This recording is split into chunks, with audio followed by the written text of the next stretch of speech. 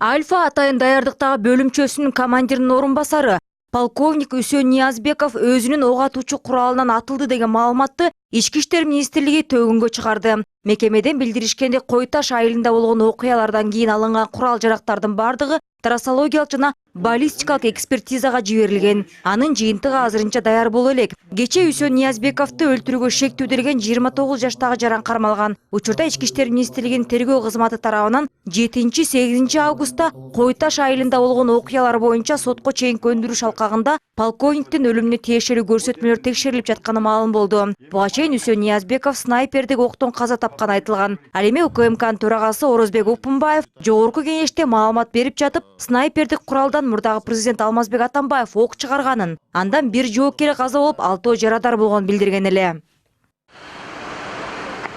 Эртең Бишкек шаардык сотунда Алмазбек Атамбаевдин баш коргоо чарасы каралат. Отурум эртең мененки саат 10го белгиленген. Мурдагы президент 8 августта кармалып алгач Ички иштер министрлигине, андан кийин УКМКга жеткирилип, 1 май райондук сотунун судьяларынын чечими менен 26 августка чейин камакта калтырылган. Алмазбек Атамбаевга кылмышка кошо катышуу жана коррупция беренелери боюнча расмий айып тагылган. 5 күндөн кийин башкы прокуратура мурдагы президент 5 өзгөчө оор кылмыштар боюнча шектелип жатканы тууралуу кабарлаган. Бул массалык башаламандыкты уюштуруу, адам өлтүрүү, адам өмүрүнө кол салуу, барымтага алууну уюштуруу, укук коргоо органдарынын кызматкерлерине карата күч колдонуу. Кечээ болсо аскер прокуратурасы Бишкек ТЭЦин модернизациялоо жана форум имаратын менчикке өткөрүлүп берилиши боюнча да дагы бир айып такса, бүгүн дагы бир кылмыш иши ачылганы белгилүү болду. Бул Кой Таш айылында мыйзамсыз түрдө жер тилкесин сатып алганы боюнча. Аскер прокуратурасы берген маалыматка ылайык, Алмазбек Атамбаев 2015 жылы 12 майда Бишкек шаарынын мурдагы мэри Албек Ибраимовдун аялы Айнура Ибраимовадан жер тилкесин сатып алган деп айыпталууда. Буга чейин башкы прокурор Өткөрбек Жамшитов Атамбаев ошондой эле куралдарды жана ок дарыларды мыйзамсыз жүгүртүү боюнча да шектелип жатканын билдирген. Алмазбек Атамбаевди кармоо операциясынан кийин кызматынан бошотулуп, кылмыш иши козголгон милициянын генерал-майору Курсан Асановдун үйү тинтүүгө алынды. Бул аскер прокуратурасы тарабынан ишке ашырылды. Тинтүү жүргүзүлүп жатканда адвокат Икрамидин Айткулов жеке өзү катышканын билдирип, ал батирден Алмазбек Атамбаевдин үйүнөн алып чыгарылды делген баштыктын ичиндегилер изделиши мүмкүн экенин божомолдоду. Бирок эч нерсе табылган жок дейт ал. Ошондой эле жактоочу Курсан Асановдун үйүнөн $2000 жана 3 кол саат алынганын айтууда. Башкы прокуратура Курсан Асановдун иши боюнча Ички иштер министрлиги тарабынан жүргүзүлгөн кызматтык иликтөөнүн жыйынтыгы менен таанышып, анын негизинде кызматтык абалынан кыянаттык менен пайдалануу беренеси боюнча кылмыш ишин ачкан. Сотко чейинки өндүрүш жүргүзүү аскер прокуратурасына өткөрүлгөн. Курсан Асановдун иши боюнча КСДПнын саясий кеңешинин мүчөсү Кундуз Жолдубаеванын үйүндө да тинтүү жүргүзүлгөн. Курсан Асановдун адвокаты Икрамидин Айткулов тергөө бүткөнчө Ички иштер министри Кашкар Жунушалиевди кызматтан четтетип турууну талап кылууда. Мындай өтүнүүчү менен ал президент Сооронбай Жээнбеков жана премьер-министр Мухаммедкалый Абылгазиевге кайрылган. Жактоочу Курсан Асановго айып коюуда министр Кашкар Жунушалиев тергөөнүн жүрүшүнө таасир этиши мүмкүн деп эсептейт.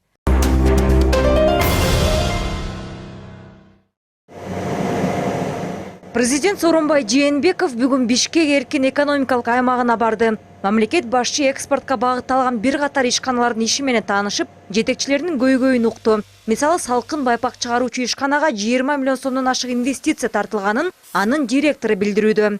Бул жерде 200 адам жумуш менен камсыз болуп, ал эми чыгарылган продукциялардын басымдуу бөлүгү Казакстан жана Россиянын базарларына жөнөтүлөт. Сооронбай Жээнбеков ошондой эле желим, боек, курулуш материалдарын жана жалаяк шымдарды чыгарган Пейванд ишканасынын иши менен таанышты. Мында 18 адам иштейт. Ишканадан чыгарылган продукциялар чет өлкөлөр менен бирге эле Россия, Казакстан, Өзбекстан, Тажикстанга чыгарылат. Андан соң мамлекет башчы айыл тургундарын таза суу менен камсыз кылууда пайдаланылуучу буюмдарды, материалдарды жана түтүктөрдү өндүрүүчү Корона ишканасына барып, анын социалдык багытта иштегенин канааттануу менен белгиледи. Президент Сооронбай Жээнбеков ишкерлер менен маектешүүнүн жүрүшүндө калктын турмуш деңгээлинин жогорулашына өбөлгө болуучу экспортко багытталган ишканаларды көбөйтүү, өндүрүштү өнүктүрүү, заманбап транспорттук жана социалдык инфраструктураны түзүү зарылдыгын баса белгиледи. Ал эми ишкерлер тарабынан айтылган бардык көйгөйлөр боюнча мамлекеттик органдарга тийиштүү сунуштар бериле турганы айтылды. Айына 100 тонна. Ошону өзү материалды өзү готовить эткенде жетишип калдык. Аны күндөн күнгө өтөт атабыз. балдардын айлыктары да жакшы 30 000 тегерегинде алышат. Анан жаткан жерлери баары бекер. тамактары бекер, интернет бардыгы.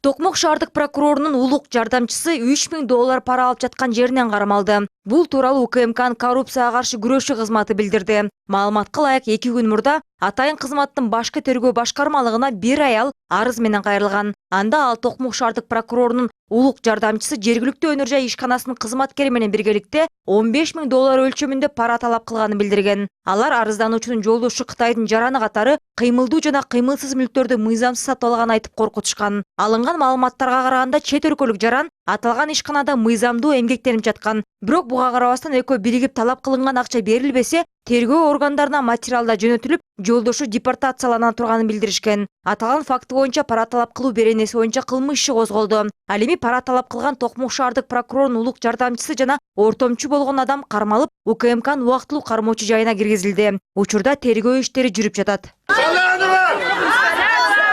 Жогорку кеңештин мурдагы депутаты, экс-юстиция министри Аида Салянованын Алексей Елисеевке лицензия берүү ишине байланыштуу соттук отурум 5 сентябрда уланат. Бул тууралуу жогорку соттон билдиришти. Маалыматтарга караганда Фемида өкүлдөрү аталган ишти жаңы кодекстерге байланыштуу бүгүн кайра карашы керек болчу. Бирок Аида Салянованын адвокаты Чынара Жакупованын өтүнүчү менен кийинки айга жылдырылды. Быйыл 24-июлда башталган отурум 1-августка жылып, ал күнү да болбой калган. Эске салсак, Салянова 2010-жылы юстиция министрлигин жетектеп турганда Максим Бакиевдин өнөктөшү делген Алексей Елисеевдин адвокаттык лицензиясын мыйзамсыз узарткан жана бул ишти жетиштүү иликтеген эмес деген негизде айыпталган. 2 жыл мурда Бишкектин Ленин райондук соту Аида Салянованы 5 жылга эркинен ажыратуу жана үй мүлкүн конфискациялоо боюнча чечим чыгарган.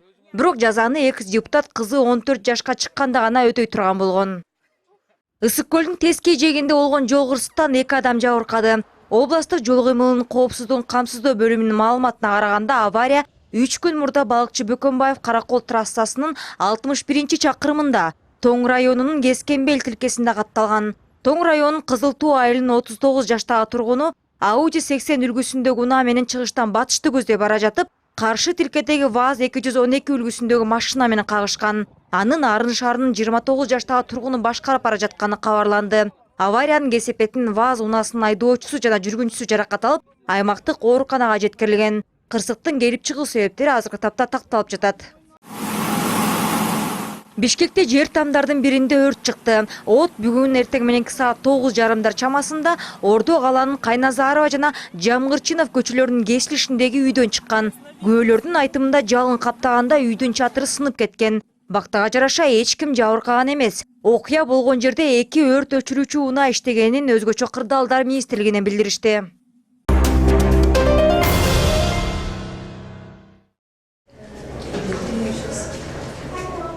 Онкологиялык илдетке кабылгандар препарат алууга мамлекет тарабынан көбүрөөк каражат бөлүнүшүн суранышууда. Ал үчүн жылына 130 миллион сом керектелет экен. Рак оорусунан жабыркаган адамдар бир депутатты камсыз кылуу үчүн айына бюджеттен 120 миң сом кетип жатканына нааразы болушуп, өкмөт тарабынан бейтаптарга да жетишерлик колдоо көрсөтүлсө дешет. Рак илдети менен алышып келген аялдардын башын бириктирген Ракка каршы бирге турабыз коомдук фондунун жетекчиси Гүлмира Абдуразакованын айтымында, улуттук онкологиялык борбордо учурда 107 аял даарыланууда. Алардын арасында ден соолугунан улам жолдошу таштап кеткендер дагы бар. Мындан улам шишик оорусу менен күрөшүп жаткан адамдар өкмөт дары-дармектер менен камсыз кылуунун толугу менен мойнуна албаса да, бул боюнча жеңилдиктердин берилишин суранып келишет. Учурда дал ушундай маңыздагы кайрылууну алар президентке жөнөтүүгө белсенишүүдө. Ошондо эле жогорку кеңештин 120 депутаттын ар бирине кат жолдогону жатышат. Эмне деген акча бөлүнүп, эмне деген каражат бөлүнүп каралып атат мамлекет тарабынан. Ушул эле депутаттарга ала келсек, кандай жардам көрсөтүлөт? Бекер ар жерге жүрүүгө уруксаты бар. Минип жүргөн унаасы да бекер. Кайда жүрсө, мамлекеттик больницаларга бекер жатып, спец больницаларга жатып дарыланып атышат. Бардыгы бекер. Төлөнүп аткан, алып аткан айлык маянасы дагы ушул эле биздей карапайым адамдардан, мамлекетке баш ийип аткан госслужащийлердин аркасынан төлөнүп атат. Ошолордун айлыгы дагы. Бирок ошонун баарын ойлой келсең, ушул ооруп турган адамга мамлекеттен бир кенедей эле бир мизерный бир жардам да жок да, мына ошого бир жүрөк ооруйт. Анан эми бир кенедей дарыланыш үчүн дагы эле өзүм менен алыс кетпей мисал келтирейин. Мына мен үй бүлөм үй бүлөдөгү мен сатыла турган нерсенин баарын саттык. Бардык нерсени саттык. Бир эле үйүбүз калдык. Үйдү да сатсакпы деп анан каяка барып жашайбыз? Бир жерге жашашыбыз керек да.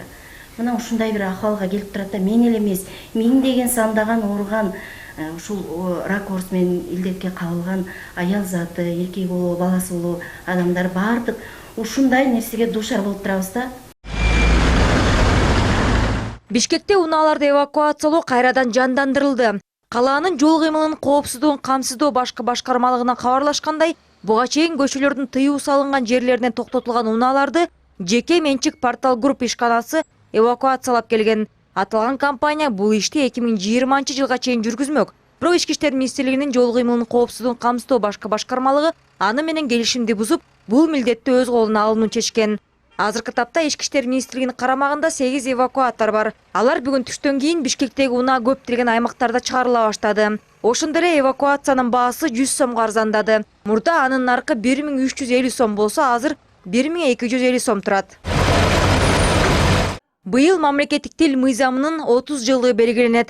Буга байланыштуу вице-премьер-министр Алтынай Өмүрбекова башында турган уюштуруу комитети түзүлүп, бир катар иш-чараларды өткөрүү пландалып жатат. Маданият, маалымат жана туризм министрлигинен кабарлашкандай, 1-сентябрда акындардын айтышы, 23-сентябрда гала концерт өтөт. Мындан тышкары окуу жайлар жана мектептер, театрлар мамлекеттик тил майрамын белгилөөгө катышат. Билим берүү жана илим министрлиги учурда кыргыз тилин үйрөтүү дүйнөлүк системада жүргүзүлө баштаганын, бала бакчаларда, мектептерде, жогорку окуу жайларда мамлекеттик тилди билүүнүн жаңы ыкмалары иштелип жатканын маалымдады.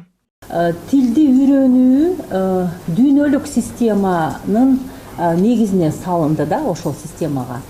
Мисалы, бала бакчада, башталгыч класста биздин бөбөктөрүбүз кыргыз тилин үйрөнгөнүн кантип өлчөй алабыз жана кайсы деңгээлде билиш керек. Ошого программалар, стандарттар жана окуу китептер, кошумча кандайдыр бир окуу куралдары бардыгы жаралып жатат. Эми толук бардыгы сонун жаралып калды окуу куралдар деп айткандан алыспыз, бирок абдан көп окуу куралдары пайда болду. Андан кийин ордоңку звенодо, мисалы мына башталгыч классты бүткөндө ар бир биздин окуучубуз, бөбөгүбүз кыргыз тилин элементардык деңгээлде, жөнөкөй деңгээлде билиш керек. Ошого минимум канча сөз билиш керек, канча фразаны билиш керек, кайсы грамматикалык категориялар менен ошону колдонуп туруп, өз оюн айтып, диалогко кирип, жана 5 көндүм боюнча кандай кайсы операцияларды аткара алыш керек. Мунун бардыгы стандартташтырылды да. Аба ырайын